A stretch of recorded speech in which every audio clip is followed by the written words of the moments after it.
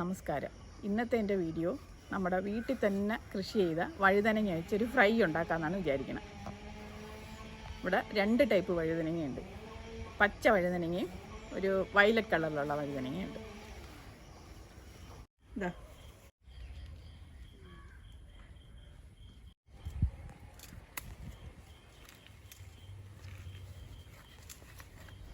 ഇത് ശരിക്കും ഇങ്ങനെ കട്ട് ചെയ്ത് തന്നെ എടുക്കണം നമ്മൾ.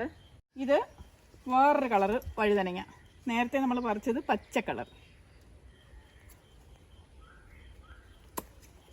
അപ്പോൾ നമുക്ക് വളരെ എളുപ്പത്തിൽ വഴുതനങ്ങ ഫ്രൈ ഉണ്ടാക്കാം.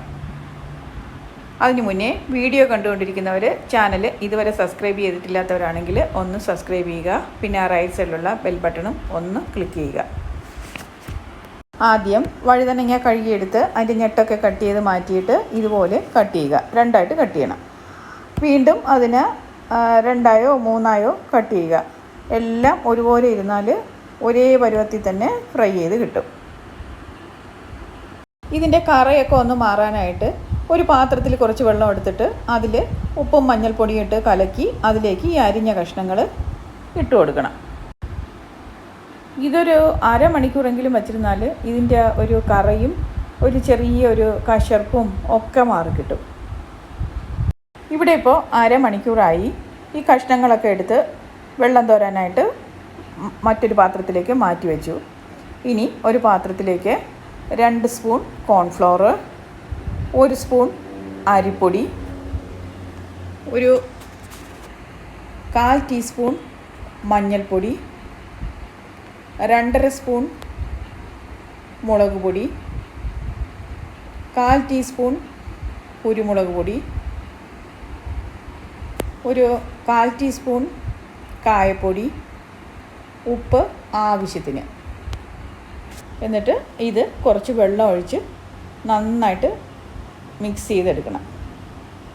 ഇത് കട്ടിയാവാതെ നന്നായിട്ട് മിക്സ് ചെയ്യുക.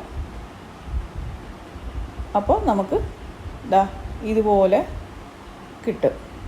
അപ്പോൾ ഇതിലേക്ക് നമ്മൾ അരിഞ്ഞു വച്ചിരിക്കുന്ന കഷ്ണങ്ങൾ മിക്സ് ചെയ്തെടുക്കുക. ഈ മസാല എല്ലാം ഇതിനകത്തോട്ട് പിടിക്കണം. ഇനി ഇതൊരു 10 മിനിറ്റ് വെയിറ്റ് ചെയ്യണം. 10 മിനിറ്റ് ആയിട്ടുണ്ട്. ഇനി ഒരു പാത്രം സ്റ്റൗവിലോട്ട് വെച്ചിട്ട് പാത്രം ചൂടായ ശേഷം വെളിച്ചെണ്ണ ഒഴിച്ചു കൊടുക്കുന്നു. വെളിച്ചെണ്ണ നല്ലവണ്ണം തിളച്ച ശേഷം നമ്മുടെ വഴുതനങ്ങ കഷ്ണങ്ങൾ ഇട്ട് കൊടുക്കുന്നു. കൂടെ തന്നെ വെളുത്തുള്ളി ചതച്ചതും കറിവേപ്പിലയും ഇട്ട് കൊടുക്കുകയാണ്. ഇത് വളരെ പെട്ടെന്ന് തന്നെ ഫ്രൈ ആയി കിട്ടും. തിരിച്ചും മറിച്ചും ഇടേണ്ട ആവശ്യം തന്നെ വരുന്നില്ല. വളരെ നൈസായിട്ടാണ് കട്ട് ചെയ്തിരിക്കുന്നത്. അപ്പോൾ നമ്മുടെ വഴുതനങ്ങ ഫ്രൈ റെഡി. ഇനി